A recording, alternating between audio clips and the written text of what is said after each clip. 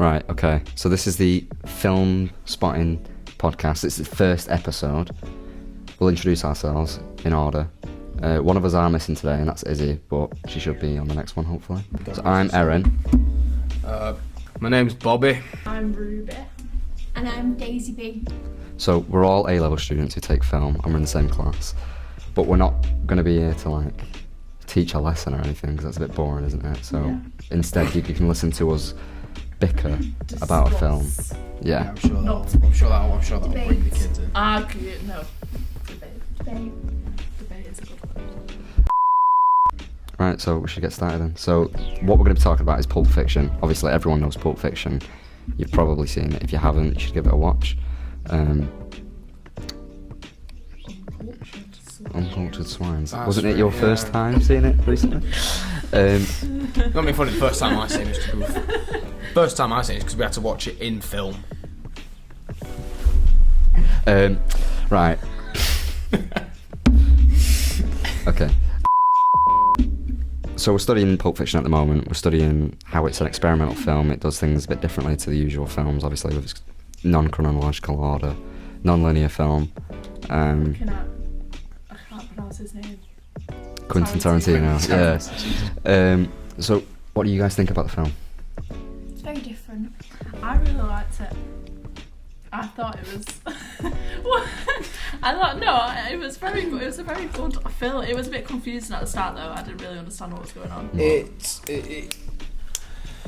It caught me off guard how different it was to start with, because it's not many scenes, or not many films open up with the scene of people sat down at a diner talking for 10 minutes. But when it got into it, even when it got into it, it just still cut to Jules and Vincent still talking about just normal people things, which you don't see too often in films. No, yeah, I agree with you. I think it's a bit more interesting, really. I mean, some people might find it boring, but I think it's quite good that it doesn't just start off with action straight away, because you kind of getting to know these characters. Well, it gives you world building. Yeah, it does. I like how it's all different stories as well, but they all sort of link into one another, which is obviously at the end, that's when you sort of figure it out, kind of, but it was very clever how they did I found it boring at first, but when you get into it, you want to know what's going to happen, or how it all links.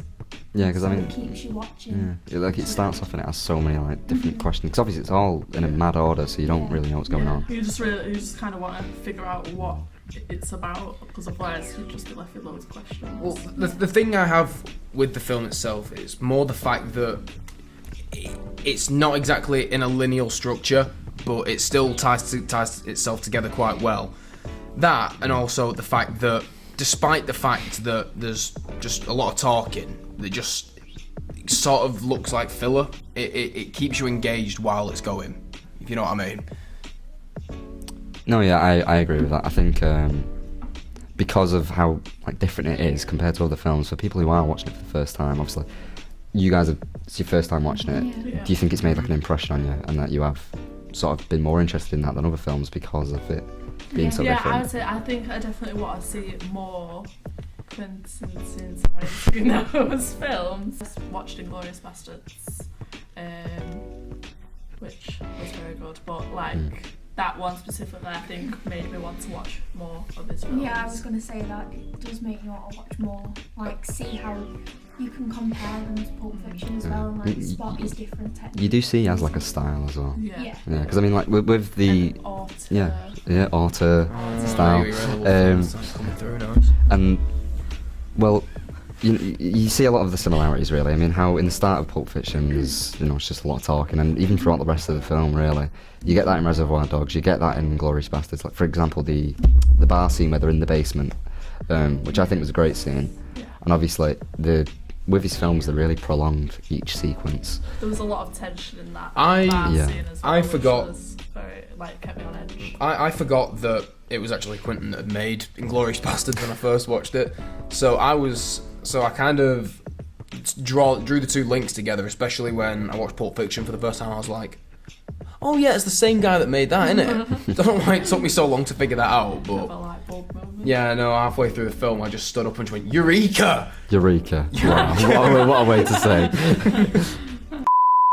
To be fair though, thinking back to Inglourious Bastards, the bar scene was like, it was more conversational, and I feel like now I've watched Pulp Fiction, I understand Inglourious Bastards a lot more, like in that sense, because at first it was a bit like, what is going on? Yeah, I mean, I think the immense amount of talking actually makes it a lot more tense, because you are sort of caught off guard by it, like what follows, because obviously you sat there and you sort of get a bit comfortable with it, not really realising what the situation is. And go on, Bob. I was gonna say, you know what's going to happen, but the fact it's so drawn out and prolonged, it just builds tension, and it keeps on building it. Like, for example, Inglourious Bastards, the bar basement scene. You know that they're spies in a German bar, and you can tell tension's rising from the side eyes that people are giving, and then I can't remember the character's name, but he ends up giving it away. He does the wrong hand sign when he says 3 more drinks, doesn't it? Which is what alerts the German guard to, the fact that he's a spy. Yeah. And from there, it doesn't immediately kick off like it would with normal films, because by then you'd expect him to stand up and start blasting, shooting people. No, instead, they just draw guns on each other underneath the table and start speaking. Yeah, and no one really wins in that situation either. That's Everyone dies, don't they? they? Yeah, pretty much. I think another thing that also I like in his films is where it kind of stops the film almost like in Pulp Fiction, when it's like the Bonnie situation, when it cuts to that, and then he also does that in Inglourious Bastards, I think, doesn't he, where it's like he introduces characters, like he puts a bit of a description of them, does it? Or am I making that up? No, I understand what you mean. Yeah, it does. Okay, so we had a bit of an issue with one of the mics, but it's sorted now, so it doesn't matter. Do you guys remember where we left off? Yeah, I was saying about the where it like cuts to where it says like the Bonnie situation, and then in Inglourious Bastards, it also like freezes the film almost, and gives a bit of a description of like the characters and stuff and who they are and stuff like that. So it kind of like he uses that in both films to break that. I get what you mean. Yeah. I feel like his films, and I mean, I don't know if you'll understand what I mean, but in a way, kind of like a fairy tale, the way it plays out. Yeah. Do you get what I mean? Yeah. With the different chapters in it, like it is like reading it out of a book or something. Yeah. Definitely. I think that's quite cool. Is there any particular reason why he does that, or is it just stylistic? It might just be stylistic. I mean, for him, it might mean something. He takes a lot of inspiration from films he's watched, because obviously Tarantino, he's watched like thousands of films. You can hear about that in interviews and stuff, how he has just like immense like film knowledge. It's mad. But I was watching an interview in Lesson. He looked like he was like talking like a bit of a weirdo. Like he's a bit of a very like geek. He came across as a very film geek person. Film geek person. That's what I'm trying to say. Brad Pitt actually said that. I think it was Brad Pitt at least. Tarantino was the only person who needs cocaine to calm down, because of how just jitty he is. Yeah. I don't know if I'd take that as a compliment or not, personally. I mean, I've seen him on like a director's roundtable as well, and he's just like talking, and he was fanboying over other directors at the table and stuff, and I think it's quite funny. But you can tell he's really passionate about what he's doing. Yeah.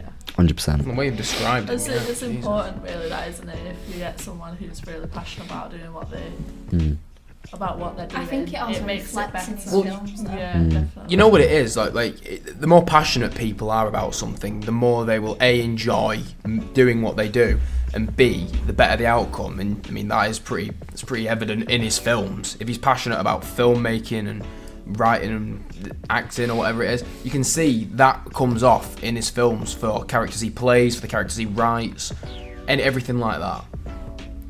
Yeah. No, yeah, I agree with you. If you can see where it's all coming from, where he's getting inspiration from as well. I love that he can. I don't know what the word is now. It comes from a place of heart. That's the word. There's I'm looking for. There's that, and then he utilises what he has. So I don't know if any of you have seen The Hateful Eight. This is another film he has, and it's a western, and it's set entirely in 99% of it is set in like a saloon or a hotel. I can't really remember exactly what it was. But you're not me personally, I wasn't bored for a minute of it. And Yeah. and I think that's Reservoir Dogs important follows a as well. similar premise to that. yeah, I was about to say that's the exact same, really. I mean, It's in a garage, right? it's in like a warehouse. A warehouse, yeah. And that end, you're not bored for a second of it because there's just so much. I think you also have to have quite a bit of concentration when watching his films. It Yeah. can't just be like a film that you put on in the background. You Yeah. have to like actually sit down and watch it to understand I do what is think happening. though, do you know how he has different stories within the film? I think because his films are so long, if it was just about one person and people, then it would it'd drag.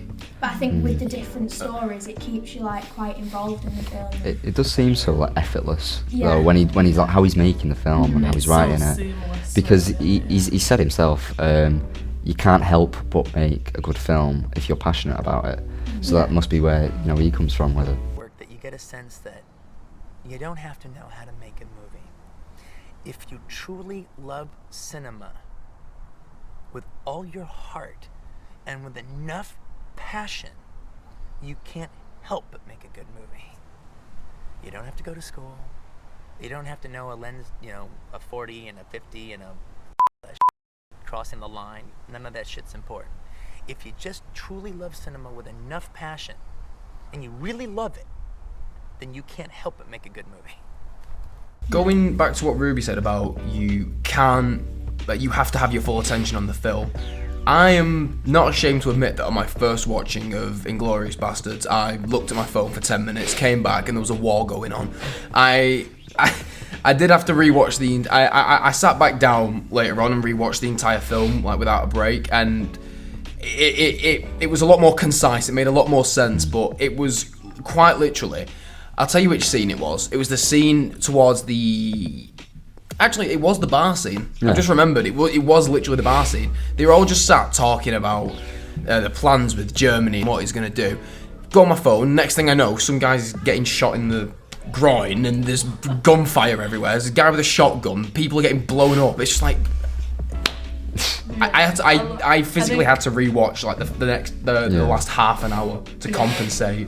Yeah, because I think a lot of things in his films happen so quickly, but then there's points where it also happens quite slowly with all the talking.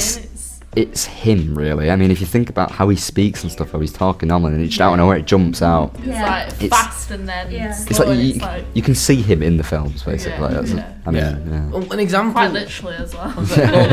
Yeah.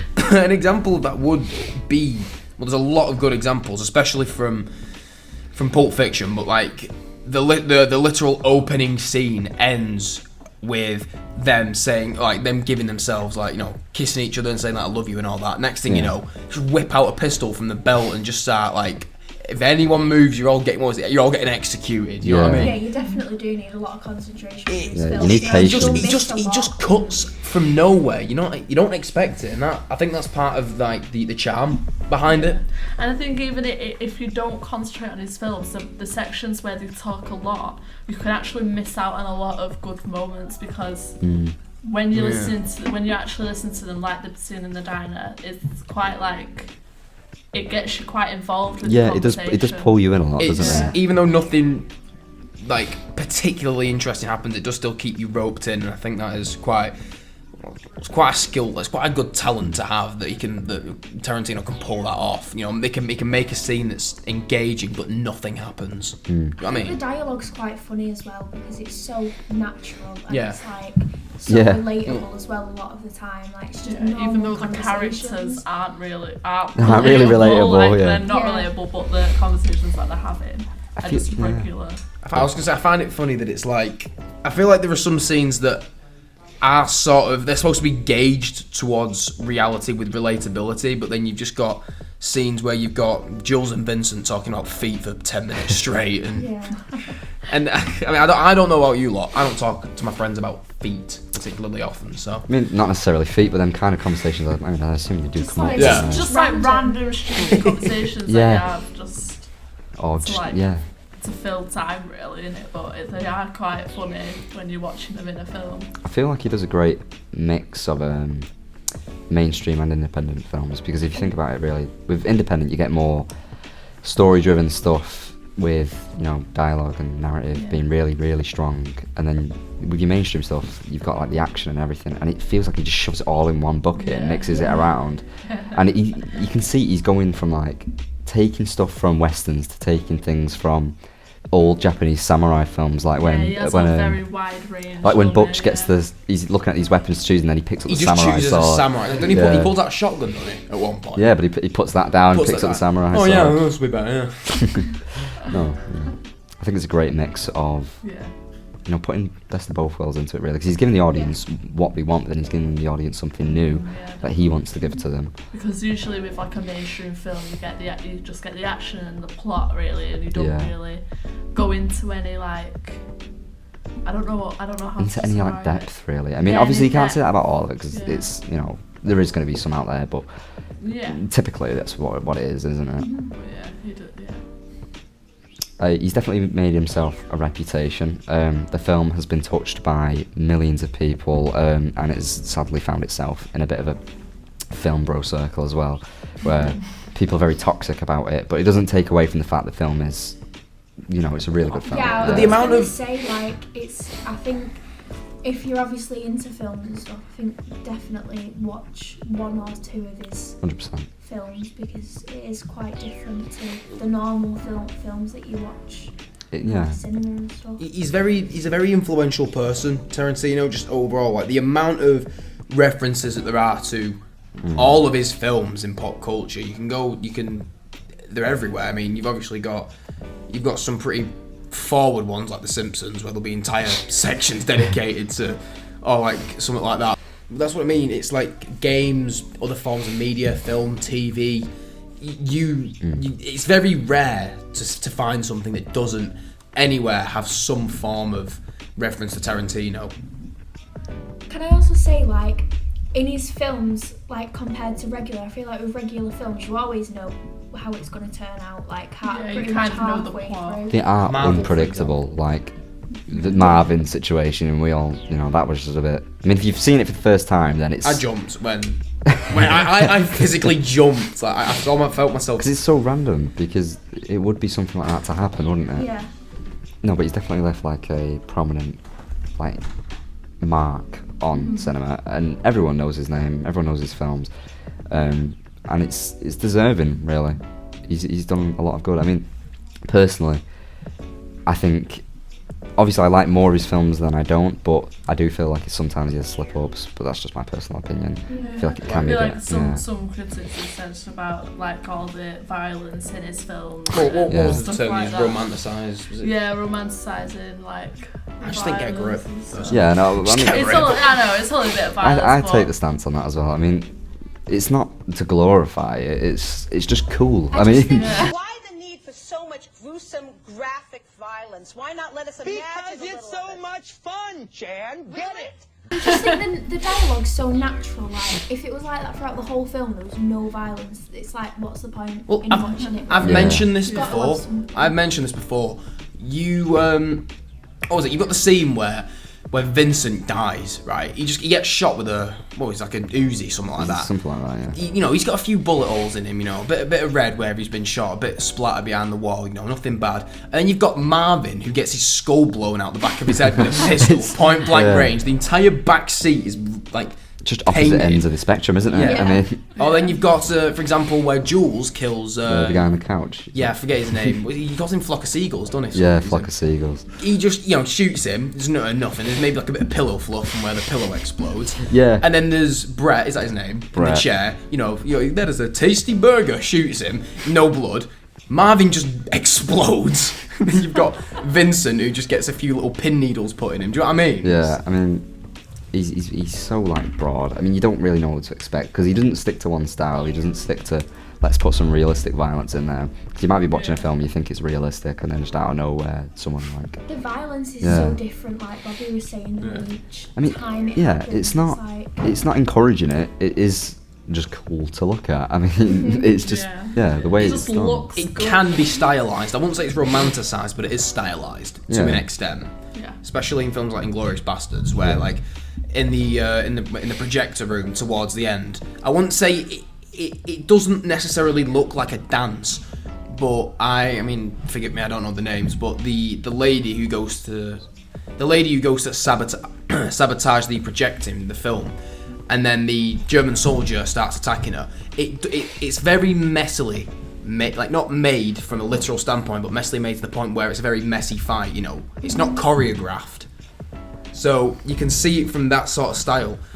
There's no sort of choreography put into it, but it somewhat looks like a clumsy dance between both parties. I get what you and that's mean. very violent at the end of it, because she ends up like caving his skull in or stabbing him. I can't remember. It does feel like he's actually on like a different spectrum. Well, I was going to say high substance drugs, but yeah, because I mean, Inglourious Basterds especially, I remember seeing something him saying with the final scene about Hitler, and he was thinking how to get him out of the theatre. Because obviously he didn't want to sneak him out the back because it felt like it was too cliche.